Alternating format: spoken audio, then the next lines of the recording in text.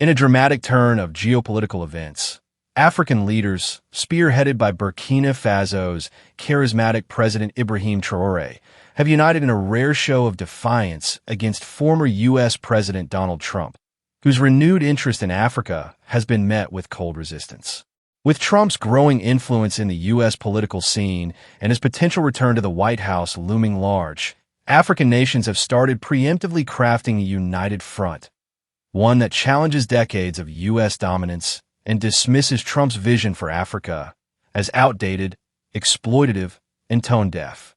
At the center of this continental resistance stands Traoré, a 36-year-old revolutionary soldier-turned-president, whose fiery speeches, anti-imperialist policies, and youth-driven governance have turned him into a Pan-African icon.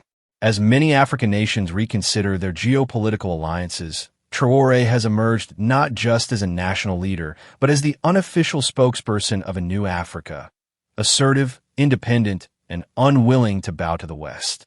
Trump's re-emerging Africa strategy. Trump's previous term was marked by a mix of neglect and controversial rhetoric when it came to Africa. During his presidency, Africa was largely left off his foreign policy agenda, except for a few trade deals and military interventions aimed at fighting terrorism. Critics accused him of viewing the continent through a narrow lens, security, aid, and minerals, rather than as a partner in innovation, diplomacy, or economic development. Fast forward to 2025, Trump's signals of intent toward Africa remain consistent with his past, ramping up military cooperation, limiting Chinese and Russian influence, and pushing resource-based deals heavily skewed in favor of American corporations. In a leaked memo from his campaign's foreign policy team, there was mention of a proposed America First in Africa initiative, seemingly designed to reassert U.S. dominance by leveraging economic aid and private investment to gain political loyalty. But the Africa of today is no longer the Africa of yesterday. Traoré's bold response.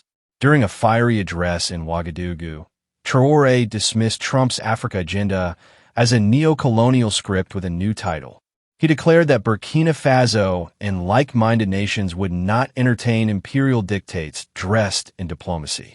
His government, already distancing itself from Western alliances in favor of South-South cooperation with Russia, China, Venezuela, Iran, and Cuba, made it clear that a Trump-led America would receive no special treatment.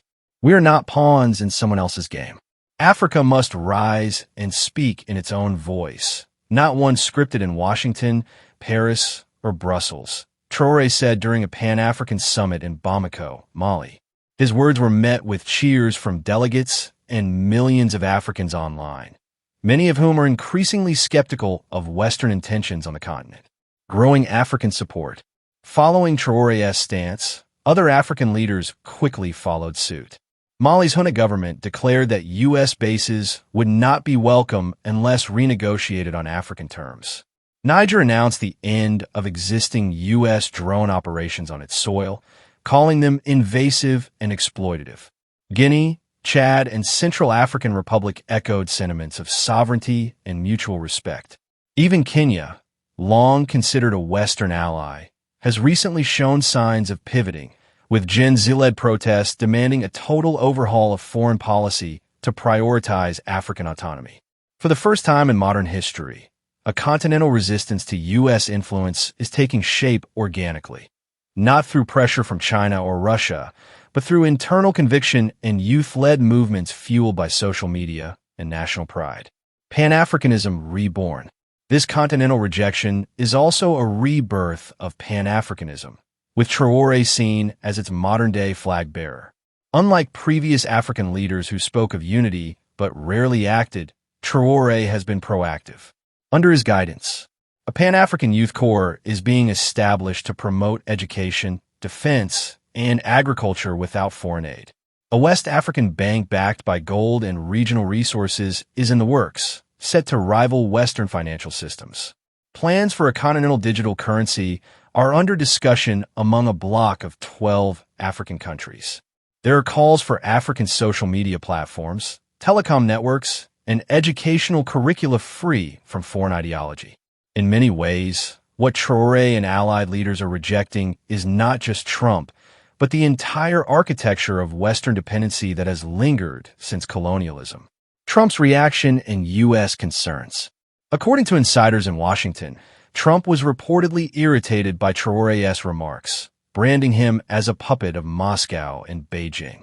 His campaign aides attempted to downplay the rejection by emphasizing Africa's strategic importance. But the message was clear: Africa isn't waiting for America anymore.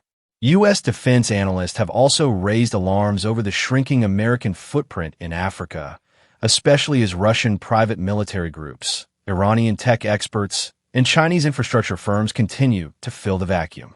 With African countries now seeking deals based on equality and respect, the U.S. finds itself scrambling for a new approach, one that won't be dictated by Trump's unilateralism.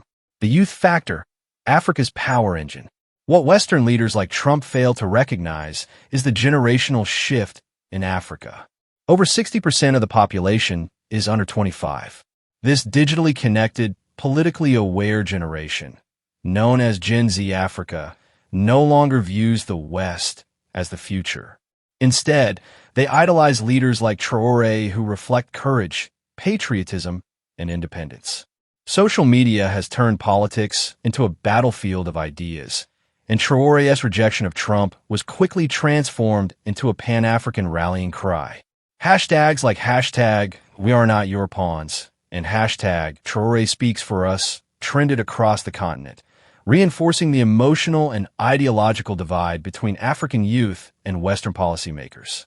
Conclusion: a new era of continental consciousness.